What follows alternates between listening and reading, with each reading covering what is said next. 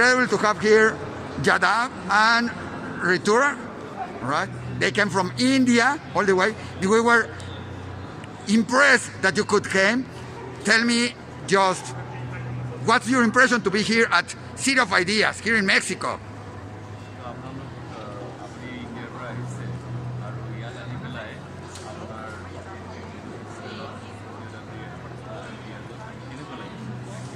ভাল লাগিছে সাত সাগৰ তেওঁলোকে পাৰ হৈ কাৰণ তেওঁলোকে এনেকুৱা এটা প্ৰগ্ৰেম দিছে পৃথিৱীৰ হৈ তেখেতসকলক ধন্যবাদ জনাই মেক্সিকোবাসীলৈ So he is very happy that he has come across all the oceans and continents to reach this fantastic place and this huge event that's been organized on behalf of the world community, and he is very thankful for the opportunity to be here. How did you decide to plant a whole this kind of trees and everything? How did you decide to start doing it, or it was just starting like that? আপনি ইমান ডাঙৰ forest বনাম বুলি কেনেকৈ ভাবিলে নে এই বস্তুটো বনাইহে গ'ল আপুনি একটা বনাইছে নে সেইটো দেখি কি দিছে বিশ্ববাসীয়ে কি দিছে সেইটো মই গুৰুৰে পৰা নেচাৰ ভাল পাওঁ গছ গছনি ভাল পাওঁ চৰাই চিৰিকটি ভাল পাওঁ জীৱ জন্তু ভাল পাওঁ সেইকাৰণে মই সেই প্ৰেছখন বনাইছোঁ আৰু সেইটো কোনে কি ভাবিছে কোনে কি কৰিছে সংবাদ মাধ্যমে লৈ গ'লো বিশ্ববাসীয়ে লৈ গ'লো মোৰ কামটো মই কৰি যাম যিমান দিন থাকিম সিমান দিন ছাত্ৰ ছাত্ৰীয়ে ভাৰতীয় ভাষাখনৰ লগতে থাকিম যে জীয়াই থকালৈকে যিমান দিন থাকিম কাৰণ এতিয়া 42 বছৰ হ'ল সেই হাবিখন সৃষ্টি কৰা আকৌ এতিয়া নতুনকৈ 2001 হেক্টৰ লৈছোঁ 550 হেক্টৰ সেউজীকৰণ কৰাৰ পিছত আকৌ 2000 হেক্টৰ 2011 পৰা ষ্টাৰ্ট কৰিছোঁ যিমান দিন পাৰোঁ সিমান সেই হাবিখন বনাই গৈ থাকিম So he said when he started he was from childhood he only loved nature and he wanted to work for nature and he kept planting trees only for the love of nature. He was never concerned about who is going to think what, and all this accolades and all this recognition that have come has only happened by themselves. He never asked for that. For a long time nobody even knew the forest, and now it's been 42 years since he started planting, and he is committed to keep on planting till as long as he can, and also inspire all the school children and all the people from different parts of the world who come and visit that forest and get inspired. You know, this is the name Reboot. We are reviving our lives here after this pandemic or during this pandemic. What's the lesson about a forest, about this love about nature? Because we forget about nature for many years.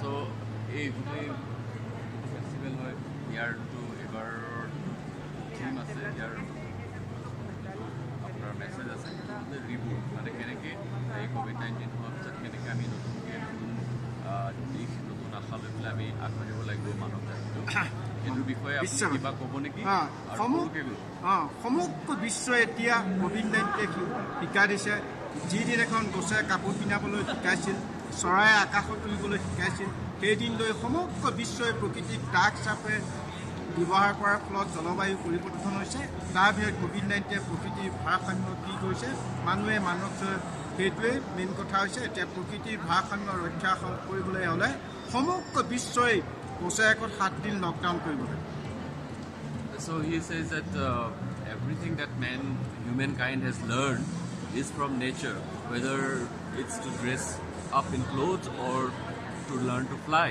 Everything that humanity has learned from nature, and COVID-19 has sent a very strong message, and now is the time for people of the world to recognize that we cannot take nature for granted, and he says that this is a lesson that we must never forget, and therefore we must go for a lockdown for 7 days every year. That's a very interesting opinion, to have 7 days for the nature. I think it has to be more time. But one question, you planted I don't know how many trees during 4 years. What can we do, like people, to help the nature, to help it this? What do we have to do? You know, in Israel they plant a lot of trees, yes? But like us, what can we do in our houses, in our life?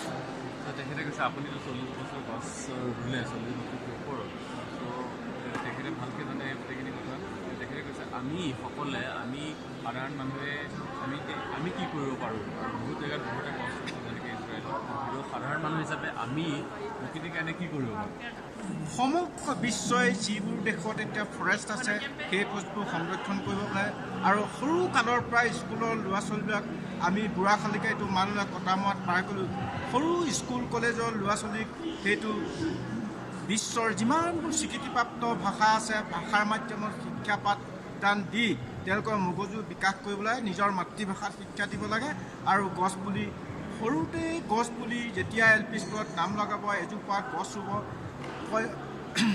সেইটো 5 বছৰ ডাঙৰ কৰিব লাগিব তেতিয়া তাৰ অক্সিজেনটো সি নিজে ল'ব তেতিয়া বিশ্বত কিমান ছাত্ৰ ছাত্ৰীয়ে বছৰেকত এডমিশ্যন লয় 2 বছৰত কিমান হ'ব 3 বছৰত কিমান হ'ব 4 বছৰত কিমান 5 বছৰত কিমান 10 বছৰত অল অভাৰ ৱৰ্ল্ডেই গ্ৰীণ হৈ যাব সেইখিনি ল'ৰা ছোৱালীয়ে নতুন পৃথিৱী কৰিব সিহঁতে ৰোৱা গছ কোনোদিন কাটিব নিদিব সিহঁতৰ গছৰ ওপৰত পৰা চৰাই মাৰিব নিদিব সিহঁতৰ গছৰ তলত থকা জীৱ জন্তু সেই আদিম যুগৰ পৰা সংৰক্ষণ কৰা তাহাঁতে কৰিব পাৰিব So he says that obviously it's very important that we get students in colleges and universities and schools to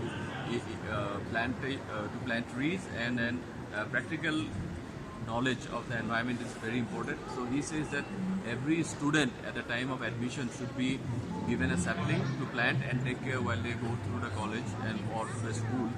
And with the graduation, they also would have grown a tree for themselves. And in that way, they will feel very obligated to protect the tree and also protect all the birds and other animals that live in that tree and also earn their own oxygen while on the planet. Thank you very much. Congratulations. I leave you because you have to be. Also, we could be talking about the trees and everything a whole day and or more days. Thank you, and thank you for the lessons to respect and to have a love the nature and everything.